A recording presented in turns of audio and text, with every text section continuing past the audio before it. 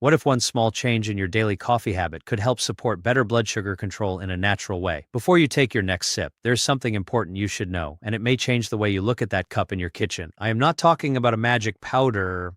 I am not selling a miracle fix. I am talking about coffee itself and one detail that changes the whole picture: the way you drink it and the time you drink it. Over the past few years, many older adults with pre-diabetes and type 2 diabetes have shown me the same pattern again and again, and what I am about to share has made a real difference for many of them. Right now, diabetes is growing quietly in a huge way. Cases have risen sharply over the years, and among adults over 65, the numbers are far higher than most people think. That means millions are living with diabetes, and many more are standing very close to it without even knowing. Maybe they feel tired after lunch. Maybe they stay thirsty all the time. Maybe their sugar is already running high, but they still think it is just age, stress, or poor sleep. If that sounds familiar, stay with me, because by the end of this script, you will see how one free adjustment can make a noticeable difference in the way your body handles glucose. And the truth is, most people never hear this part. They drink coffee every day, yet they may be using it in the exact way that works against them. So before you pour your next cup, keep listening, because the next part explains why this matters more than you may expect. Think of your pancreas like a small factory inside your body. Its main job is to make insulin, the hormone that helps move glucose out of the blood and into the cells where it can be used for energy. When you eat, sugar from food enters the bloodstream. The pancreas responds, sends out insulin, and the cells open up to receive that fuel. That is how things are supposed to work. But trouble begins when this factory gets pushed too hard for too long. If meals often cause sharp sugar spikes, the pancreas has to keep working harder. Over time, the cells stop listening well to insulin. The body needs more and more of it to do the same job. That is when insulin resistance starts to build. And that is one of the main roads leading to type 2 diabetes. Now, here is where coffee enters the story. Coffee is not just a drink that wakes you up. It contains many active compounds, and two of the most talked about are chlorogenic acid and trigonelline. You can picture them like traffic helpers in the digestive system. In the right setting, they may help sugar enter the bloodstream in a slower, smoother way instead of rushing in all at once. That means less stress on the pancreas and less chaos after meals. Large research reviews have linked regular coffee drinking with a lower risk of type 2 diabetes, and that effect has shown up in both regular and decaf coffee. That sounds impressive, and it is, but here is the twist almost nobody explains clearly. Coffee can be helpful or harmful depending on how you use it. Same drink, different timing, different result. And if you miss that detail, you may be undoing the very benefit you thought you were getting. Keep watching, because this is where the simple mistakes start. Let me show you what this looks like in real life. One older man came in thinking he was doing everything right. He walked a few times a week. He, drank coffee every day. He believed he had built healthy habits, but his fasting glucose was high and his long-term sugar marker was above the target range. So instead of jumping straight to something dramatic, I asked him to describe his coffee routine from morning to night. That is when the problem became clear. As soon as he woke up, before eating anything, he drank a big mug of strong black coffee. Later in the afternoon, he had another cup with a sweet biscuit. Sometimes he even had a third cup at night because he felt it relaxed him. On the surface, it sounded harmless. In reality, it contained three very common mistakes. The first mistake was drinking coffee on an empty stomach right after waking up. This one is huge. After a full night without food, your body's already producing more cortisol in the morning. That is normal. Cortisol helps you wake up and tells the liver to release stored glucose so you have energy to start the day. But caffeine can push that response higher. It can signal the body to release more stress hormones, and that can make the liver release even more glucose into the blood before you have eaten a single bite. So your sugar may rise first thing in the morning for no good reason. Some people see this clearly on glucose monitors. That early cup feels energizing, but behind the scenes, it may be pushing blood sugar up when the body is already in its most sensitive morning state. And if you do this every day, the effect can become part of a larger pattern that keeps glucose harder to control. The second mistake is the one many people refuse to take seriously: adding sugar, flavored creamers, or even certain artificial sweeteners to coffee. A small spoon of sugar may look harmless, but it can quickly raise blood sugar and wipe out part of the benefit that plain coffee could have offered. It is like pressing the brake and the gas at the same time. And sweeteners are not always the easy answer people think they are. Some research has suggested that certain artificial sweeteners may disrupt the gut microbiome, the community of bacteria in the intestines that plays a major role in metabolism, inflammation, and glucose control. And that means the long-term picture may be more complicated than simply no calories equals no problem. The third mistake is drinking coffee late in the day, especially in the late afternoon or at night. Caffeine can stay in the body for hours. So that 3 p.m. cup may still be active deep into the evening. Even if you fall asleep, the quality of that sleep may drop. And poor sleep changes blood sugar control in powerful ways. When sleep gets lighter or shorter, stress hormones stay higher, insulin sensitivity can worsen, and the next day starts from a weaker metabolic position. That creates a cycle: more tiredness, more caffeine, worse sleep, harder glucose control. Once that older man adjusted those three habits, things changed. In just a few weeks, his numbers improved without a medication change, without a crash diet, and without anything extreme. That is why this matters. The drink itself was not the enemy. The pattern was. And if this is making sense so far, stay with me, because the next part is where the real advantage begins. This is where coffee starts working with your body instead of against it. So what is the better way to drink it? The first good moment is with breakfast, but not as the very first thing you do after opening your eyes. When you wake up, start with water. Give your body a little time. Wait about 30 to 60 minutes. Eat something with protein first. It could be eggs, plain yogurt, cheese, or another simple protein source that fits your routine. Then have your coffee. Plain is best. No sugar, no sweet syrup, no heavy creamer. Why does protein first matter so much? Because it softens the body's stress response and helps create a steadier metabolic start to the day. Instead of throwing caffeine into an empty system already running on morning cortisol, you give the body some nutritional grounding first. That alone can change the effect of the cup. And if you want a simple extra step, adding a small amount of cinnamon may help. Cinnamon has been studied for its possible ability to support insulin action and modestly help fasting glucose in some people. It is not medicine, it is not a cure, but as part of a wider routine, it can be a helpful addition. Here is the key idea. The goal is not just to drink coffee. The goal is to place coffee into a rhythm that makes biological sense. That is what most people never do. They treat timing as if it does not matter. But timing matters. Order matters. Context matters.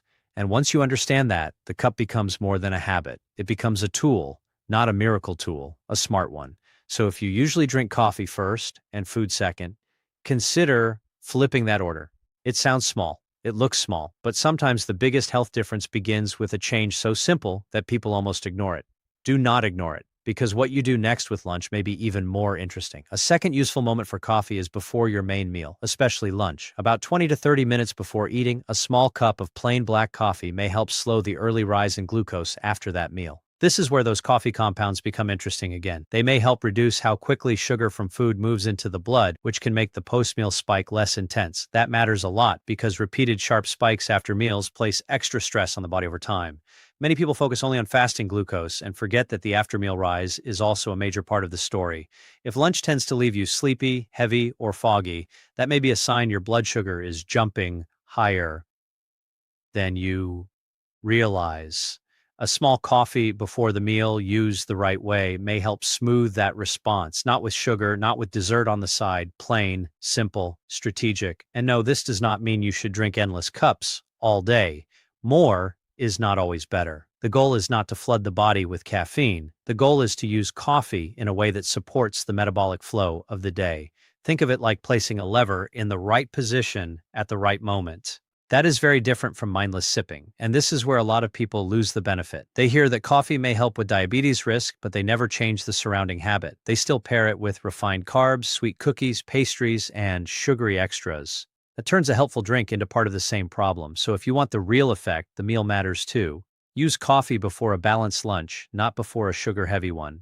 This is also a good moment to say, keep watching, because one of the best times to use coffee is the moment almost nobody talks about, and it can make a big difference if you already walk or exercise. The third strong moment is after physical activity. If you take a walk, do light exercise, or move your body in any steady way, the period right after that can be a special window. Your muscles have just worked. They become more open to taking in glucose from the blood and using it for energy or storage. In simple terms, they act like a sponge. When coffee is used around that time, it may help support that process in a useful way for some people. This is one reason movement is so powerful for blood sugar control. Muscles can pull glucose out of the bloodstream more effectively when they are active, and they do not always need a big insulin push to do it. That means even a simple walk can matter far more than people think. You do not need punishing workouts. You do not need complicated machines.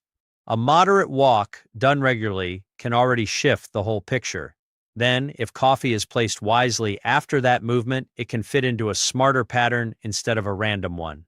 As for total amount, many adults tolerate a few small cups a day without major trouble, but not everyone handles caffeine the same way. Some people feel fine, others get shaky, anxious, or lose sleep even from modest amounts. That difference can be genetic. It can also change with age, medication use, and overall health. So if coffee causes a racing heart, restlessness, or insomnia, reduce the amount or consider a good decaf option. Decaf still contains some of the useful compounds found in regular coffee. The point is not to force your body to fit a trend. The point is to use what works for your body. One older woman learned this after years of trying hard and still seeing stubborn glucose numbers. She was taking her medicine, watching food, and yet her long-term sugar control stayed too high. Her routine looked normal on the outside, but a few coffee-related details were quietly getting in the way. She started each morning with sweetened coffee and milk. In the afternoon, she often had another sweet coffee with biscuits. She had also become less active because her legs felt heavy and her energy was low. Together, we changed only a few things. She waited a little after waking, ate some protein first, then had plain coffee with a bit of cinnamon. Before lunch, she used a small plain coffee. In the afternoon, she added a short walk a few times a week and stopped pairing coffee with sweets. The extra cup later in the day was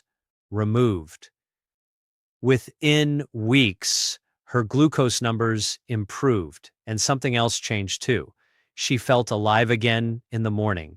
That part matters. People often think blood sugar control is just about lab values. It is not. It is also about how you wake up, how steady your energy feels, how your body carries you through the day. And now I need to point out the hidden things that can quietly destroy the benefit of coffee. First is sugar of any kind. White sugar, brown sugar, raw sugar, honey, sweet syrups. If it makes coffee sweet, it pushes the drink away from the goal. Second is certain artificial sweeteners that may not be as innocent as they seem. If someone truly needs sweetness, a more natural option may be better tolerated, but even then, less is usually the smarter path. Third is highly processed instant coffee mixes, especially sachets with hidden sugar, fats, and additives. Read the label. Many are not just coffee. Fourth is combining coffee with ultra-processed foods like white bread, filled cookies, packaged cakes, and sugary snacks. Once coffee is tied to that pattern, the glucose surge from the meal becomes the bigger force in the room. Coffee cannot save a poor pairing. This is why context changes everything. Same cup, different result.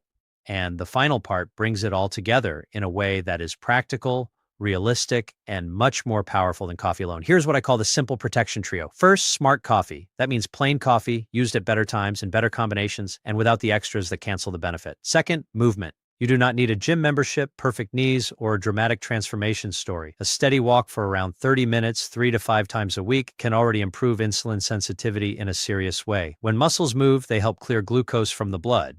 That is one of the most underrated tools in daily life. Third, enough protein in your meals. Protein usually has a smaller effect on blood sugar than refined carbohydrates, helps you feel full, and supports muscle mass, which becomes even more important as people age. After 60, the body often needs better protein intake because it becomes less efficient at using it. Eggs, fish, chicken, beans, cheese, plain yogurt, and other whole food sources can all help. When these three elements work together, the effect can multiply. Coffee helps the system respond better. Movement gives glucose somewhere to go.